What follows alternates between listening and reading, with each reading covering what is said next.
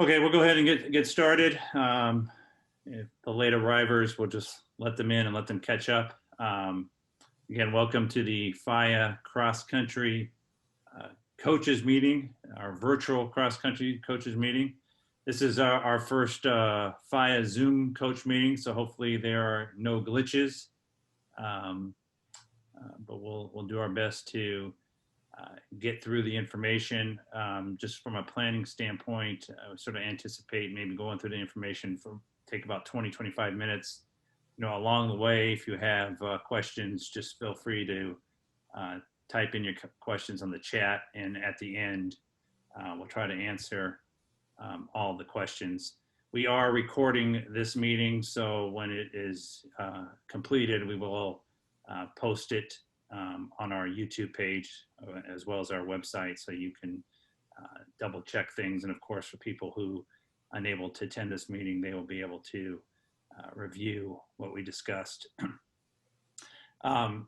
So I have with me my cross-country crew. I'm John Muller. We have John Farron and Eugene Muller, both of which they will be chiming in case I forget any of the key details that we wanted to cover in today's meeting.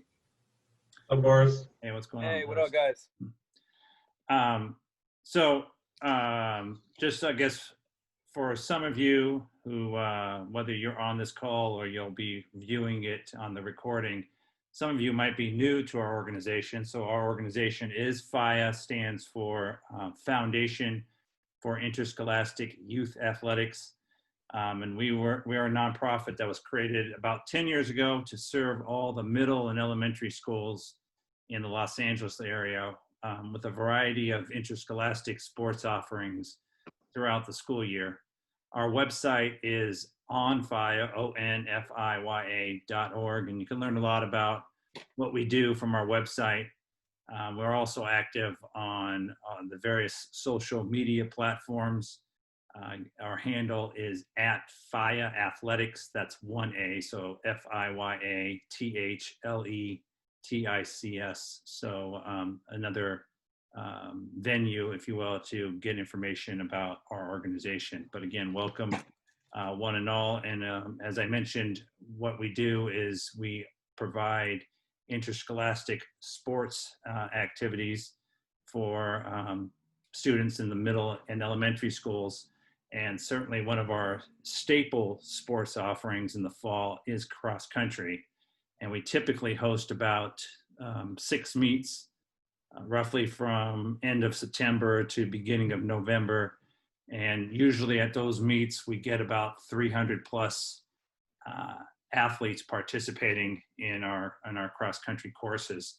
Obviously with the pandemic, we felt like we obviously had to make some adjustments and not have a big size gathering. So we created our virtual cross-country program. And that's the point of today's meeting, to explain how that works and again, answer any questions you guys might have to deal with it. So to first discuss is just to kind of give you the general concept of how FIYA virtual cross country works. And I think the biggest point for us to take home is the key for our virtual meets is you actually run the course at the location that we have created. I know there's other organizations I've heard, like the New York Marathon, for example. You could participate in the New York Marathon by running 26.2 miles anywhere and submitting it to the New York Marathon, and that counts. For us, you actually have to go to the course and run the course that we've laid out, and that's how you're competing with the other schools. We've designated 10 different meets, sort of geographically diverse throughout the Los Angeles County area, and the open competition period is September 14th through November 8th. So all 10 meets, you have that time period to have your athletes go there and run as many courses as you want. As we typically structure our our age group levels. Our Division I is 8th grade and below, and they run a 2-mile course. Division II is 6th grade and below, and they run a 1.5-mile course. And then Division III is 4th grade and below, and they would run a 1-mile course. So one of the things that we're excited about in terms of, I guess, this pandemic, it does give each of you guys as school athletic directors or coaches the ability to provide something for your kids, as well as your own sort of community building, because the locations we've selected, we feel like they're all sort of really nice, beautiful parks, again, throughout the LA County area, that with your group, your families, a lot of them being, of course, in remote learning, this is a chance to bring your little small school community together, enjoy each other's company in a smaller environment, and at the same time, competing against some of the other schools in our virtual meet. So to get to a little bit more of the details, again, what we're trying to do as best we can, because obviously we can't physically be there. So we're trying to give you the tools in order for you guys to be successful at the various locations. So of course, our cross-country page on our website contains pretty much all the information that we're going to cover here today. So again, our website is onfia.org. And if you click on sports and go to cross country, you will see all the information that I'm going to reference in this meeting today. So of course, one of which will be this recorded Zoom meeting. You'll be able to see that there. You will also be able to see the Google and GPS maps of the 10 courses, along with of course, the addresses and where they are. In addition, we've got a couple of videos already up there, but we will eventually, by the end of the week, have 10 videos, one for each of the courses. That sort of explains, where to park. Some of these parks are pretty large, so we get kind of specific on where to park, and then from the parking lot, where to go to find the starting line, and ultimately how the course path works. So what we would recommend to you guys is, in order to prepare for each of the courses, clearly looking at the Google and GPS maps that we have on our website, and looking at these 2 to 3 minute videos that we put together should give you a pretty good understanding of how the course works. And again, we're going to get into some of the details on how your athletes, record their run and submit their run in more detail as we come up. At this point, any questions from what I've covered so far from anybody? If you have any questions, just feel free to type it in the chat, and we'll try to address some of those. Just to continue on and to, like I said, to get in a little bit more of the detail, our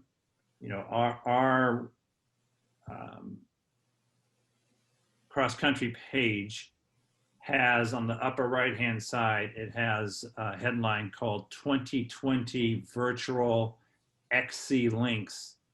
And you will find in there 2 documents that would be very helpful. One is the FIYA 2020 Virtual Cross Country Program. That's a PDF that you could print out and view at your leisure. The other very important document is the athletic app instructions document. So if you print that one out, that also would be very beneficial. So we're sort of going to walk through some of the basics on how to ultimately register your athletes for the meet, how to record it, submit it, and so this sort of part, we sort of are breaking it down into a 5-step program. So step 1, which some of you won't even need to do, but Step one is if your school does not have an athletic.net account, you need to create one. So just like we've done in our previous cross-country seasons, we have the schools that are participating, they register not on our website, they actually go to athletic.net and register for the cross-country meets. So in order to do that, again, the first thing you need to do is to actually create an account.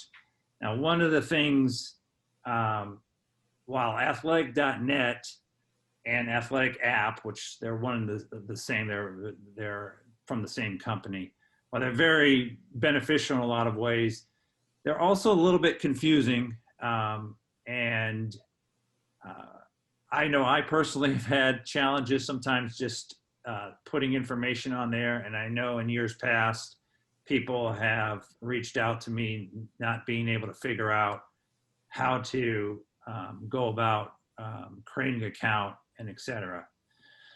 So on our website, again, on our cross-country page, if you scroll down to the bottom, you will see a headline that says how to register for FIYA cross-country meets. And there's a letter A that says create a free athletic.net account. So all of that, if you just follow that information there, that should allow you to do it. The one note that we emphasize to people is that there's actually somebody on the other end at athletic.net that receives your, I guess, your initial application to create a free account, and they verify that, you know, the school that you're representing is in fact, you know, a legitimate school. So it takes actually about a day, maybe 2 days for athletic.net to confirm it. So if you don't have an account, you're creating one, keep in mind that you need to create it and then you need to wait 24 to 48 hours and come back to it to do our steps 2 through 5. So step one, again, would be to create an athletic.net account if your school doesn't already have one. Once you have the account, it's been verified. Step 2 would be you get back to athletic.net, you log in to the account that you just created, and then I would search in the search bar, I would search FIYA Virtual XC. And if you do that, you should find all 10 of our virtual meets. And of course, they're listed on our website too, so you should be able to match them up between our website and athletic.net. So the step 2 is then I would just go ahead and add all 10 of the virtual meets to your school team calendar on athletic.net. So that's the next step that you have to do is add the meets to your team calendar. So it's sort of the intermediate step to then registering your athletes. In our real cross-country meets, when we would actually physically meet, you would then after you would add it to your team account, you could then on athletic.net start registering your athletes from that account. However, because we're doing virtual meets, to actually register your athletes, you don't do that part through athletic.net, you actually do it through the Athletic app. So step 3 of our process would be that each coach needs to download Athletic app onto their mobile device. And so at this point, I would say, again, I would refer to that handout that we have on our website, the Athletic app instruction sheet. that's, again, explains for you guys how you would do that, downloading the athletic app, logging into your athletic app account. And then the key part here is you are inviting, I think the quotation in the app is invite people to your team. There's a button on the app that says that. So then you would be sending basically an invitation link, either by text or email, to all of your team members so that they too would then download the app and accept your link and ultimately join your team. So hopefully that makes sense. I know it sounds complicated, but this is what I mean about athletic.net and athletic app. They're not exactly straightforward and intuitive. They can be a little bit clumsy. So if you don't go through the steps in proper order, it can really throw you off. So again, to recap, step one is to create the athletic.net account. Wait a day or two until it's verified. Step two is then on athletic.net, you are adding the 10 virtual meets onto your team calendar. Then you're done with athletic.net. Then you need to go to athletic app, download that app, and then following the instructions that we have, you would then be inviting your team members to join your team. And through the app, you then can register your athletes for any of the 10 meets. Is that, guys, John, Eugene, is that pretty much anything I'm missing? No, you're not missing anything. When coaches go to download the app for themselves for the first time, they can use the same login and password that they use for the .net. For the .net, yeah. Yeah. Again, if you guys have questions, just feel free to type it in. I think by printing out the documents from our website, that certainly will guide you along the way. So ultimately then, you've got your athletes registered. I'm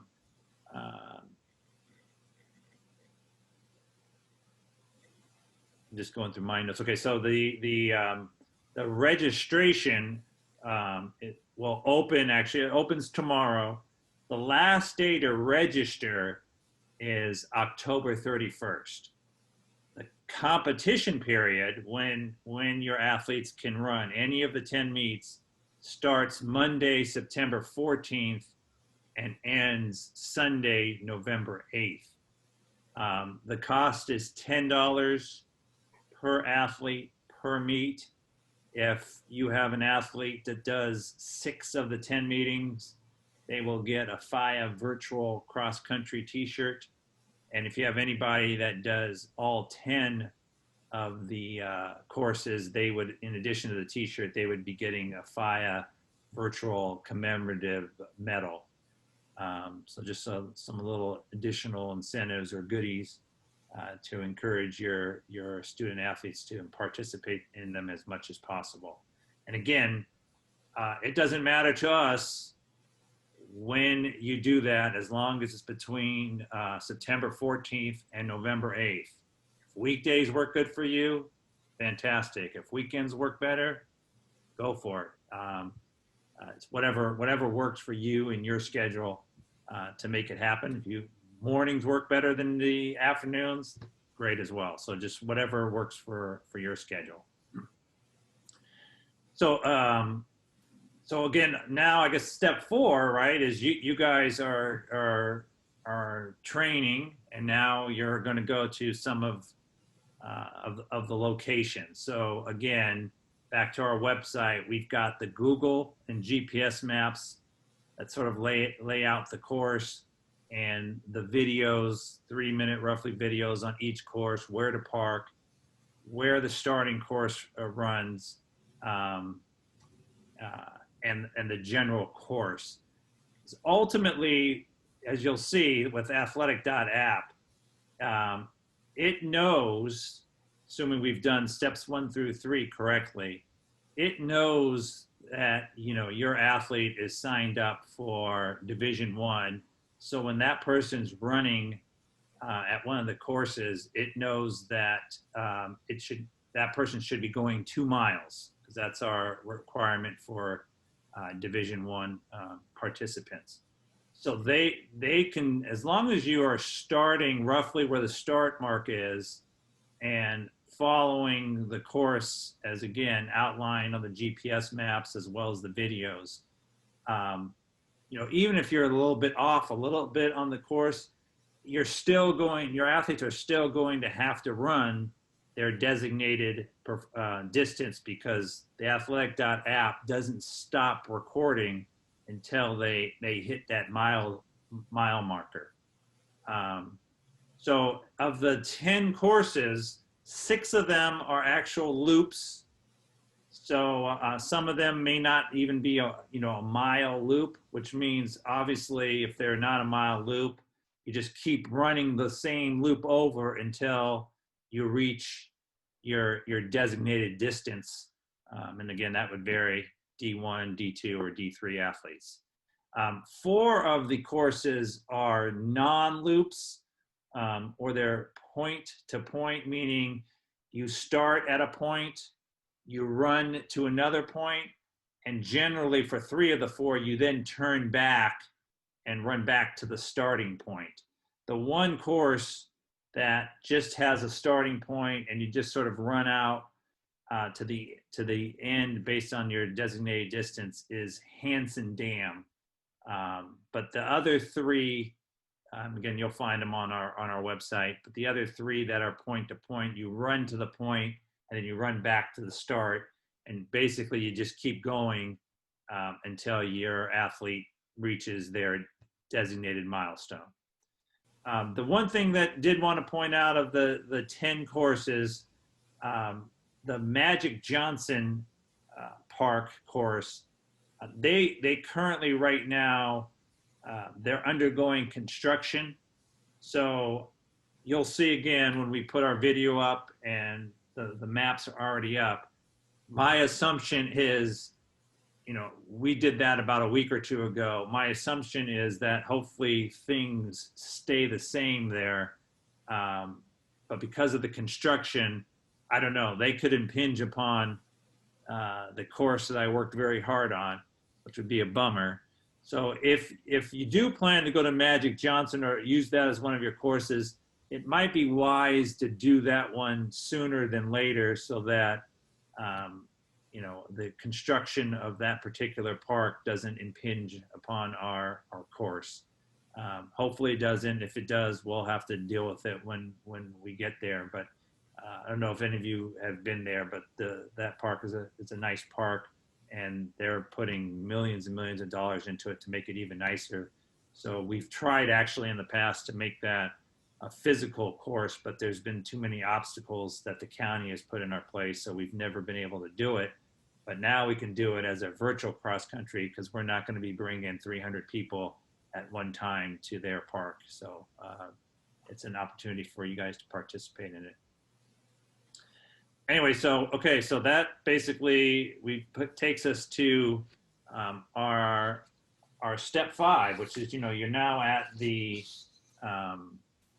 you're at the particular venue, and you've found the starting marker, and basically it's now time for your athletes to participate. Now I think I failed to mention one of the things that would be athletic.net probably wouldn't be happy with me saying this, but one of the things I think I failed to mention was when you send the invite and have the athletes, join your team through the athletic.app, they're asked, of course, to put their name and gender. And one of the things they ask for is their birth date. So if your athlete is under the age of 13, they won't allow your athlete to have his or her own account. And so consequently, they would have to have a parent or guardian. What we have found in our trial run is, and even athletic.net ultimately realizes this, there's essentially a glitch that occurs when it has to go through the parent or guardian. I won't bore you with the details, but that's why ultimately it will be a lot simpler, easier for you if you tell your athlete that may be under the age of 13 that they just put the date of 1/2/07 as their birth date, because if they do that, then their account would be valid, and they can just run it on their own. Is that pretty much accurate, guys? Yeah, it's accurate. Because if they don't do that, there's a very good chance, and this is something that's on the support technical page of AthleticNet. There's a good chance if they try to do it through the parent that they won't get the link for the venues that the student runner is signed up for, and then won't be able to record the GPS for the official results. So that's why that's important to do it that way. Yeah. Liz, and this might apply to everybody, there was a glitch on our website where when you go on the page and you click the map, I get that same error message today. I didn't get it last week. I'm not sure what is happening on our website platform, but the links on the right that lists all the courses, there you won't get the failure to load. So you'll be able to certainly get it if you go on the right side of our page. But in the meantime, we're definitely working on the page itself so that you can access the maps that way as well. So again, back to the ultimately the fifth step is your athletes are there, they're at the meet. There's a link, and maybe Eugene, you're more well versed in it than I am. Do you want to explain that process of what the athlete does when they're at the course?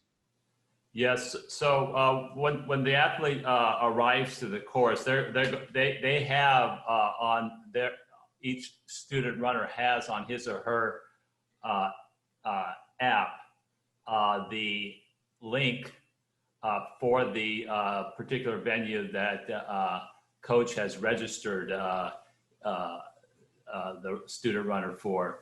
And so at that point, when it's time to actually do the run, the runner would simply click that link, and it essentially activates the GPS satellite capability of the app. And it will actually, and sometimes depending on the location, it might take a minute or two. You might even have to refresh a couple times. But at some point, the map, the GPS map will appear, and it'll actually show using a green dot, the runner's position. And down on the bottom, it'll say, there'll be a start. And so once you hit that start, that is the beginning of the race.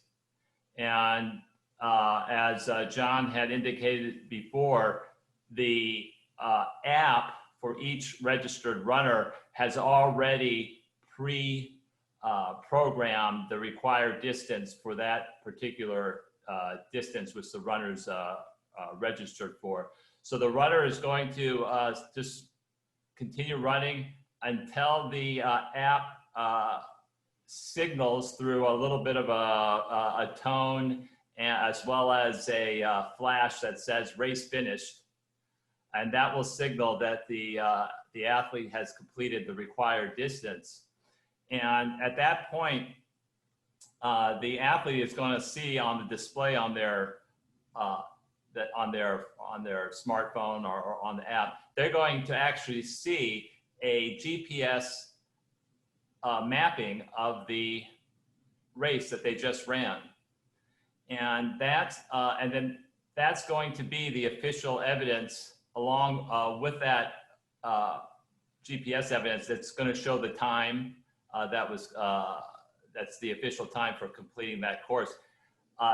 There's going to be a button on that page that says submit, and hitting that submit button transmits the official time for that athlete along with the supporting evidence showing the course ran. And of course, from FIYA'S point of view, we need to see that because the course that the athlete has run needs to match the official mapping that we have on the site for it to be a valid result.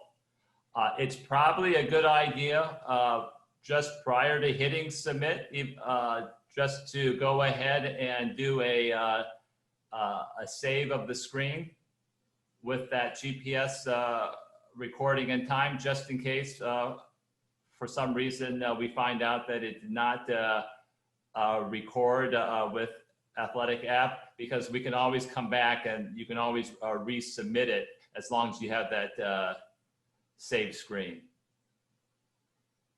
Yeah, perfect. So yeah, so this is again, this is I guess our pandemic way of allowing you guys to compete against each other. So that gets submitted, it gets posted on our website. You know, the benefit of the virtual is, of course, we give you a wide, long window to do the competition.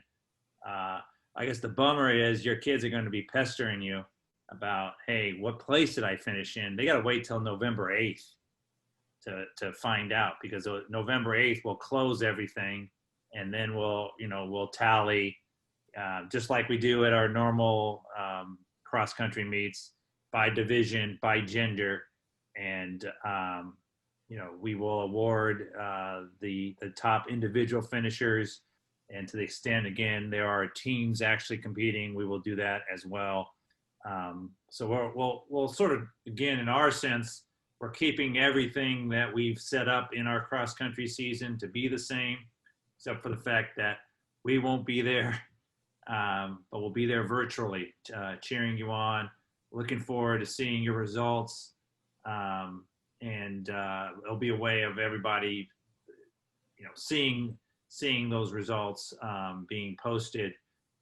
It's also, again, with cross country, I think one of the beauties of cross country is there's a course trying to run faster than your opponent, but there's also just that aspect of improving your own personal time.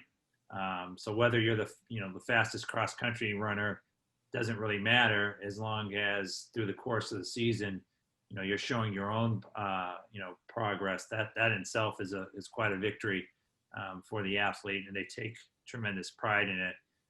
For those of you who've been to our meets, it's sometimes those that finish in the tail end that give the biggest cheers from the crowd that's there.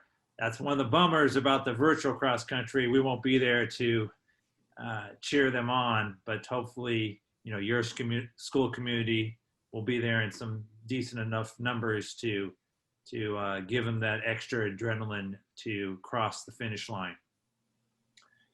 So that's kind of basically the steps involved to participate. I guess one other thing that we wanted to point out about the Athletic app, that as coaches you can take advantage of. There's some other features in there. They have again, this is on that Athletic app instructions handout. It's the third page. It's under the title. It says additional useful features of Athletic app for coaches and team members. There's some conversation features where you can communicate with your team members.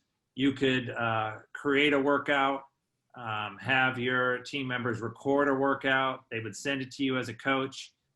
So it's sort of, again, in our pandemic world right now, it is a way of still maintaining some sort of team atmosphere and communication amongst the players and coaches and what have you.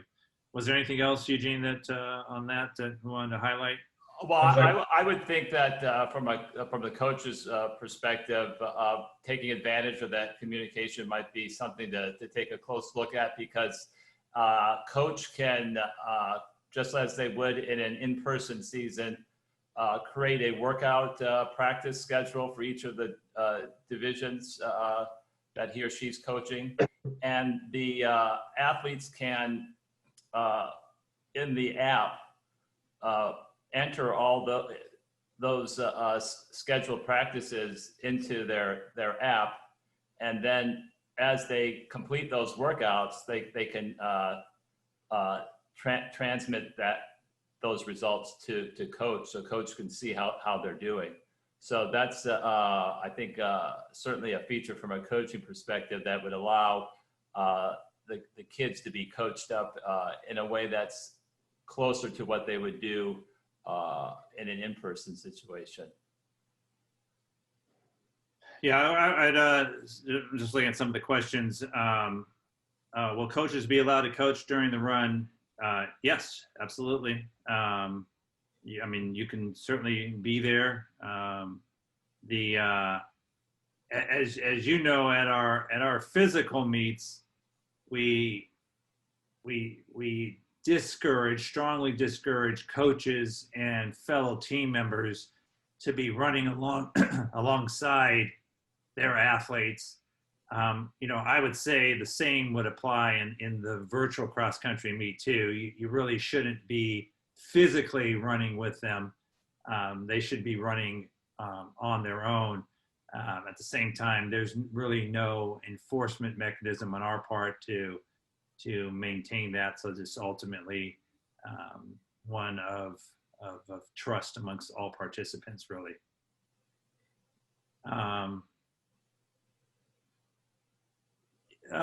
Yeah, so another question: for students who do not have a phone, can the coach record a time for the student?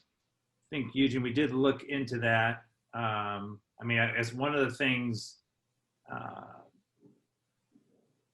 guess they could use the coach's phone or the adult's phone. I'm not sure that you can submit it that way. That might be the one where you have to take a picture.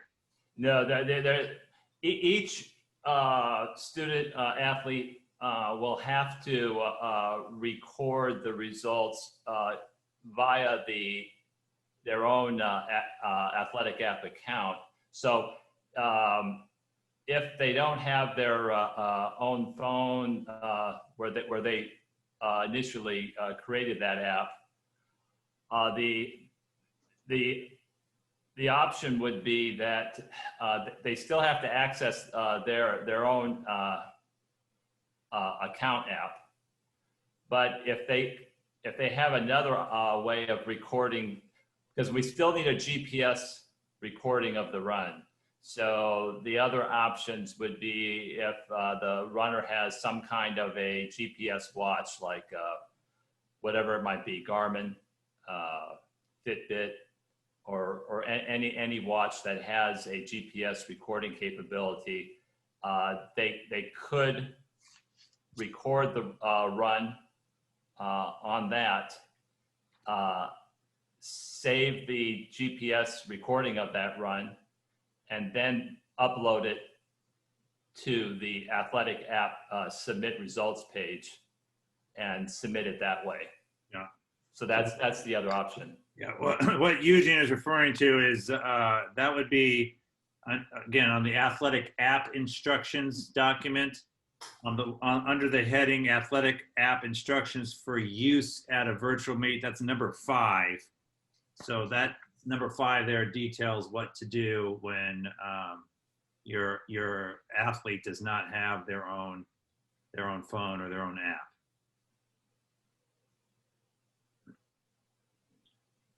Any other questions?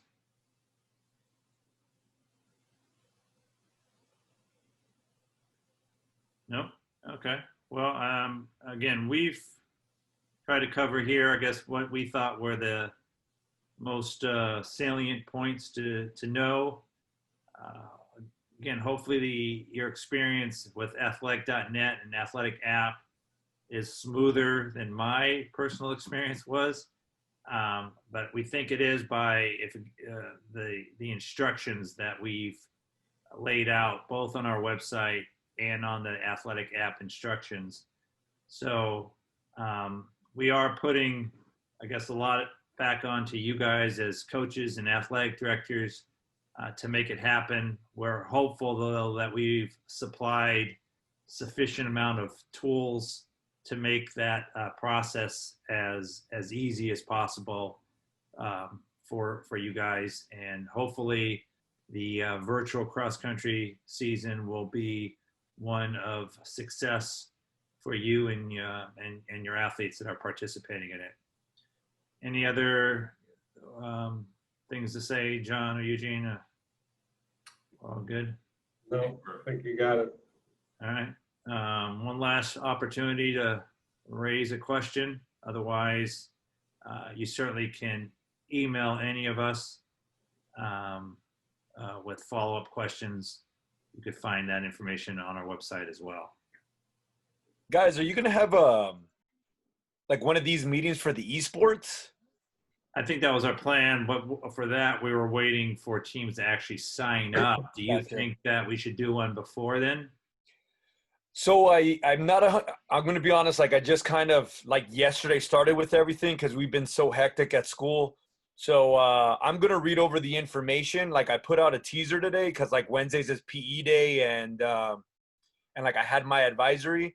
So I'm getting a lot of kids that are like, yeah, I want to do Fortnite or I want to do Madden, and I'm excited about it. And then I'm thinking, damn, I don't have one of the systems myself. Like I don't have an Xbox or a PlayStation, and I'm like, either I got to go buy one, or now I'm like, I have so many kids. I'm like, how am I going to figure out tryouts and stuff like that? Because I don't know. And then I have to bring it to the school and be like, do you want to pay for every single one of these kids to play? Should we get like the top 5? But I'm going to read it over because I haven't really looked it over yet. Yeah.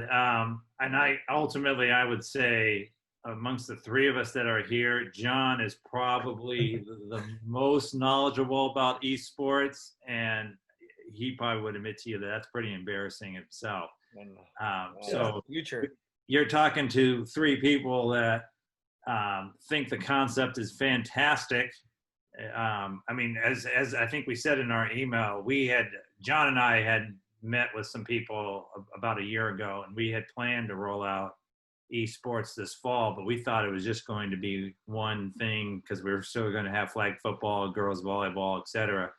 Because all that went away, we said, man, we need to make esports even bigger, because the one sport that we were going to choose, who knows if everybody is going to be fired up by it or not. So anyway, that's so I'll read it over tonight, John, and then maybe tomorrow I'll give you a call or something. I kind of see that there's like one like system, I guess, like everybody. To answer your questions a little bit, the idea behind using Twitch and Discord is for you to be able to monitor them.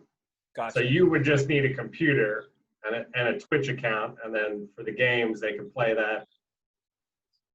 One of them could stream it on Twitch, so then you could watch.